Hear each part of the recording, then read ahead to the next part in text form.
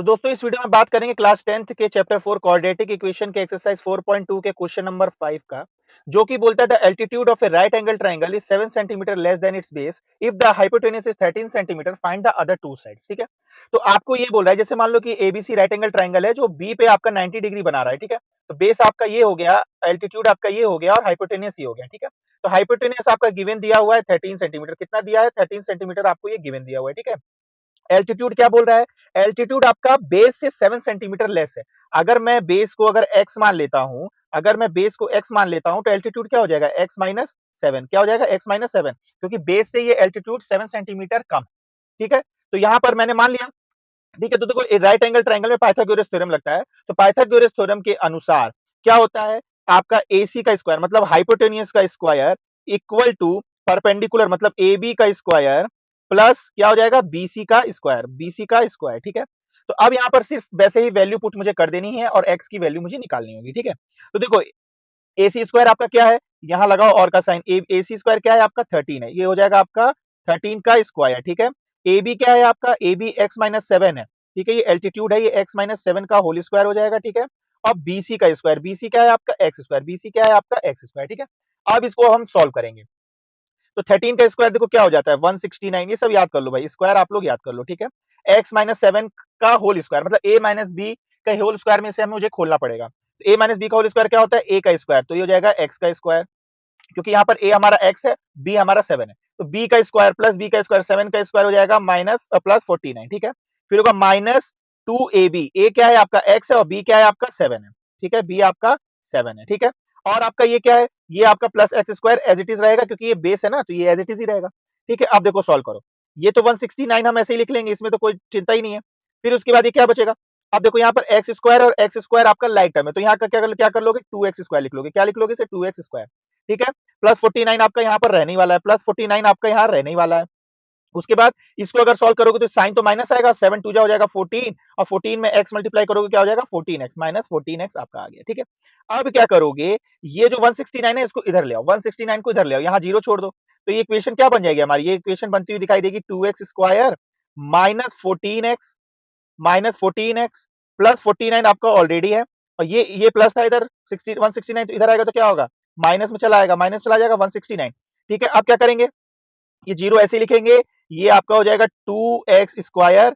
ठीक है, 2x square हो जाएगा, अब यहाँ माइनस 14x को कुछ नहीं कर सकते तो हम यही लिखेंगे, पर यहाँ पर देखो कांस्टेंट टर्म 2 है, कांस्टेंट टर्म यहाँ पर 2 है, तो इसको क्या करेंगे, एक प्लस में एक माइनस में, तो माइनस करेंगे, तो 169 को अगर मैं 49 से माइनस करता हूँ, 9 में से 9 गया 0, 6 में से 4 गया 2, और ये क्या हो गया 120, क्या आ जाएगा 120, साइन आएगा माइनस का, क्योंकि बड़ा नंबर 169 है उस पर साइन माइनस का है। ठीक है, तो अब देखो इसे मैं ना स्प्लिटिंग द मिडिल टर्म से इसे मुझे आप सॉल्व करना पड़ेगा, ये अपने स्टैंडर्ड क्वाड्रेटिक इक्वेशन के फॉर्म में आ गया है, a x square plus b x plus c के फॉर्म में, तो इससे मुझे क्या करना पड़ेगा, अब मुझे इसे फैक्टराइज करना पड़ेगा। अब देखो फैक्टराइज करने का क्या होता है, एक्स स्क्वायर का कोफिशिएंट क्या है 2 है। ठीक है, और कांस्टेंट टर्म क्या है 120। ठीक है, तो इन दोनों को अगर मैं मल्टीप्लाई करूंगा तो क्या हो जाएगा, ये हो जाएगा आपका 240, क्या हो जाएगा आपका 240, तो 240 के प्राइम फैक्टराइजेशन दो नंबर ऐसे खोजो जो कि प्लस और माइनस करने में 14 आ जाए, तो मैं क्या इसको 240 को 14 इंटू 10 लिख सकता हूँ, 24 इंटू 10 लिख सकता हूँ, बिल्कुल लिख सकता हूँ, और 24 इंटू 10, तो 24 में से 10 माइनस करूंगा तो 14 भी आ जाएगा, तो देखो दोनों काम मेरा हो जा रहा है, यहाँ पर दोनों काम हो जा रहा है, मल्टीप्लाई करने पे वो भी आ जा रहा है और माइनस करने में 14 आ रहा है, तो अब देखो इसको मैं ऐसे लिखूंगा 2x स्क्वायर माइनस 14x को मैं कैसे स्प्लिट करूंगा, यहाँ लिखूंगा माइनस 24x, क्योंकि मुझे यहाँ माइनस लाना था, तो बड़े नंबर पे मैं माइनस रखूंगा। ठीक है, और यहाँ रख दूंगा प्लस 10x, और प्लस माइनस क्या होता है माइनस होता है। ठीक है, और माइनस 120 हो गया।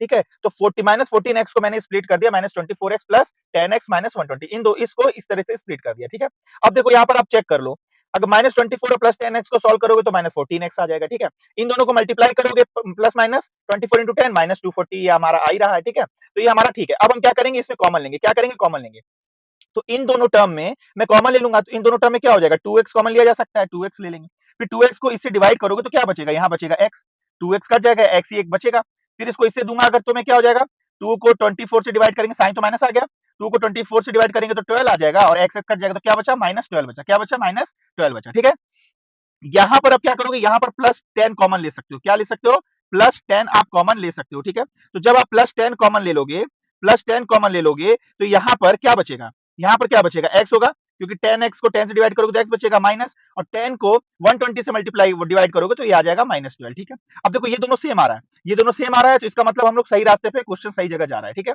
अब क्या करेंगे, इसमें कॉमन ले लेंगे हम x -12, क्या ले लेंगे, x -12 कॉमन ले लेंगे, तो बचेगा क्या हमारा, बचेगा हमारा 2x प्लस 10, क्या बचेगा 2x प्लस 10। तो यहाँ पर x की दो वैल्यू आ सकती है, x की हमारी दो वैल्यू आ सकती है। ठीक है, तो x की दो वैल्यू क्या क्या है, एक तो है x -12 इक्वल टू 0, अगर मैं इसको x को इधर रख के अगर x की वैल्यू निकालना चाहूंगा तो -12 उधर जाएगा तो क्या आ जाएगा 12। एक तो x की वैल्यू क्या आ गई 2 है, 12 आ गई, एक की वैल्यू आ गई 12। दूसरा क्या है 2x प्लस 10 है, तो इसको इक्वल टू अगर मैं 0 रखता हूं तो क्या वैल्यू हो जाएगी 2x इज इक्वल टू, ये इधर चला जाएगा -10, ये चला जाएगा इधर तो -10, और x इज इक्वल टू क्या हो जाएगा -10/2, मतलब किसको अगर सॉल्व करोगे तो आएगा -5। ठीक है, तो कभी भी लेंथ आपकी माइनस में होती नहीं है, तो इसको आप कर दोगे निगलेक्ट, और आपकी x की वैल्यू क्या आ जाएगी 12, x की वैल्यू क्या आ जाएगी 12।